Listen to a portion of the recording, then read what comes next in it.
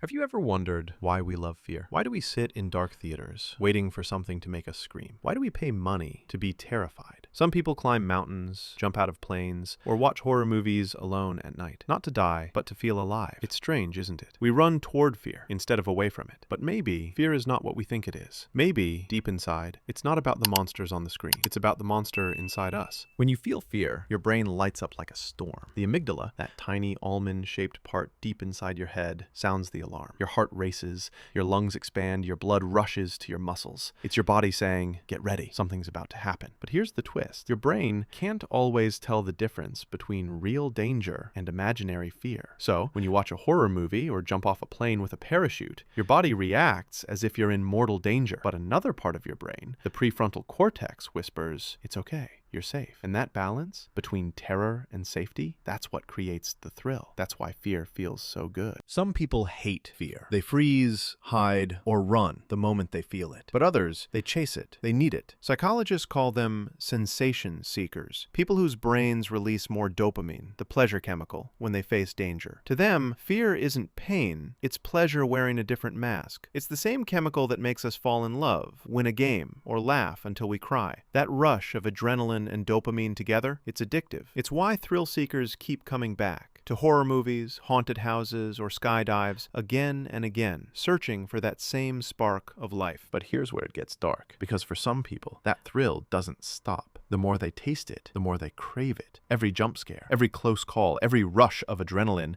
it rewires the brain little by little. What used to be fear becomes fuel, and soon their body starts to miss the feeling when it's gone. Scientists say this is the same circuit that drives addiction, whether it's to drugs, gambling, or even fear itself. Because fear, like pleasure, feeds the same system, the reward system. And when that system learns that fear equals dopamine, it starts asking for more. But what if fear was never the enemy? What if it was a mirror, showing us who we really are? Think about it. When you're on the edge of a cliff, when the plane door opens before a jump, or when the lights go out in that horror movie scene, your heart races not because you're weak, but because you're alive. That's what fear does. It reminds you that you still feel. It strips away the mask and shows the truth beneath it. Fear tells you where your limits are, and sometimes it dares you to cross them. Maybe that's why we love horror movies and skydiving and haunted houses. Not because we enjoy suffering, but because for a brief moment, we come face to face with the most real version of ourselves. Maybe fear isn't something we should fight. Maybe it's something we should listen to, because behind every fear, there's a story, a reason, a truth. The fear of heights isn't about falling. It's about losing control. The fear of the dark isn't about monsters. It's about the unknown. And the fear of death is really just the fear of not having lived enough. So maybe fear isn't darkness. It's a candle guiding us through it. Next time your heart races, don't run. Pause. Listen. Because maybe, just maybe, fear is the universe whispering, you're still alive. Go live.